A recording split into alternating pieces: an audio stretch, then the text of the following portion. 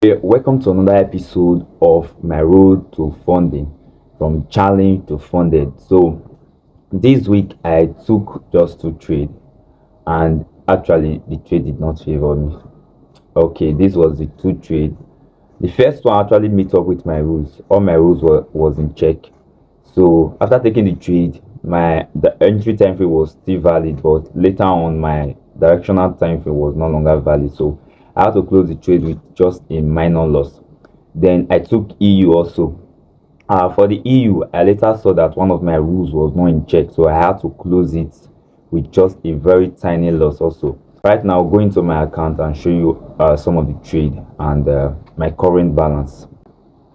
Okay, let me show you the two trades that I took here. See, current week here. So, start clicking it. See. So these are the two trades that I took, which was EU and NZD-CHF. NZD-CHF was actually the first trade. You can see it was minus $17.08. Actually, I was on the trade. When I was on the trade, my higher time frame direction was no longer valid, but my entry was still valid, and I am already in the trade, so I had to close it with minus $17.08, which I'm risking. What I'm actually risking on this account is 0.65 for a start. Like I said, for a start, once I'm up 1%, I'll start risking 0.7. So I took the trade. You can see when I took the trade, like I said, my higher time frame was no longer valid, so I had to close it. I don't need to hold the trade. I just had to close it like this.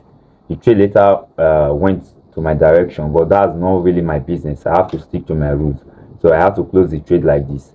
While for the EU, you can see it's just minus $2.17.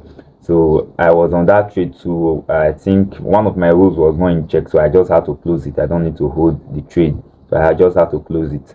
So these are the two trades that I took this week. So that's just it. So like I will say, just subscribe if you want to see more updates from me. So let's see how next week will be. So let's go.